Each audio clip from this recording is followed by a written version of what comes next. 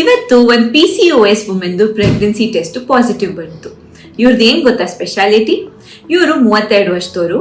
ಬೇರೆ ಕಡೆ ovulation induction tablets medicines ತಗೊಂಡು ಅವ್ರಿಗೆ ಎಗ್ ಪ್ರೊಡ್ಯೂಸ್ ಆಗಿರ್ಲಿಲ್ಲ. ಅದಕ್ಕೆ IVF ಗೆ ಹೇಳಿದ್ರು. ಇಲ್ಲಿ ಬಂದಾಗ ನನ್ನ ಹತ್ರ ಬಂದಾಗ ಹೇಳಿದ್ರು, ಡಾಕ್ಟರ್ ನಾನು ಇನ್ನ ಜಾಸ್ತಿ ಟ್ರೈ ಮಾಡಿಲ್ಲ, ನಾನು ಟ್ರೈ ಮಾಡಬೇಕು, ಫಸ್ಟ್ ಓವ್ಯುಲೇಷನ್ ಇಂಡಕ್ಷನ್ ಟ್ರೈ ಮಾಡಿ, 1 ಸೈಕಲ್ ಟ್ರೈ ಮಾಡಿ ಫೇಲ್ ಆದ್ರೆ IVF ಹೋಗ್ತೀನಿ ಅಂತ ಹೇಳಿದ್ರು. ಸರಿ, ನಾವು ಅವರಿಗೆ ಟ್ಯಾಬ್ಲೆಟ್ ಸ್ಟಾರ್ಟ್ ಮಾಡಿದ್ವಿ, ಇಂಜೆಕ್ಷನ್ ಶುರು ಮಾಡಿದ್ವಿ. ಆದ್ರೆ 10 ದಿವಸ ಆಯ್ತು, 15 ದಿವಸ ಆಯ್ತು, ಎಗ್ ಬರ್ಲೇ ಇಲ್ಲ.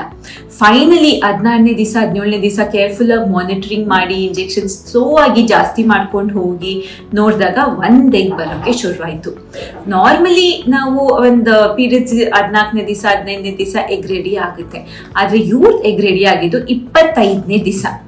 ಇದಾದ್ಮೇಲೆ ನಾವು ಅವ್ರಿಗೆ ಟ್ರೈ ಮಾಡೋಕೆ ಹೇಳಿದ್ವಿ. ಆಮೇಲೆ ಅದು ಎಗ್ ರಿಲೀಸ್ ಆಯ್ತು. ಅದಾದ್ಮೇಲೆ ಸೆಕೆಂಡ್ ಫೇಸ್ ಅಲ್ಲಿ ಪ್ರೊಜೆಸ್ಟ್ರಾನ್ ಹಾರ್ಮೋನ್ಸ್ ಎಲ್ಲ ಕೊಟ್ವಿ. ಆಮೇಲೆ ನಮ್ಮ ಸರ್ಪ್ರೈಸ್ಗೆ ನಮ್ಗೆಲ್ಲರಿಗೂ ಖುಷಿ ಆಗತ್ತರ ಇವತ್ತು ಅವರು ಪ್ರೆಗ್ನೆನ್ಸಿ ಟೆಸ್ಟ್ ಪಾಸಿಟಿವ್ ತಗೊಂಡ್ ಬಂದಿದ್ದಾರೆ. ಆದ್ರಿಂದ PCOS ಆಗ್ಲಿ ಏನೇ ಆಗ್ಲಿ ನಾವು ಕನ್ಫರ್ಮ್ ಆಗಿ ಹೇಳೋಕ್ಕಾಗಲ್ಲ, ಸರಿ ಇದು ಈ ಟ್ರೀಟ್ಮೆಂಟ್ ಕೊಟ್ರೇನೆ ಪ್ರೆಗ್ನೆನ್ಸಿ ಆಗುತ್ತೆ ಅಂತ. ಎಷ್ಟೊಂದು ಟೈಮ್ ಸಿಂಪಲ್ ಸೊಲ್ಯೂಷನ್ಸ್ ಇರುತ್ತೆ ಈ ಪ್ರಾಬ್ಲಮ್ಸ್ಗೆ. ಇದು ಕೇಸ್ ಟು ಕೇಸ್ ಬೇಸಿಸ್ ಮೇಲೆ ನಾವು ಡಿಸೈಡ್ ಮಾಡಿ ಪ್ರೋಗ್ರೆಸ್ ಆಗಬೇಕು.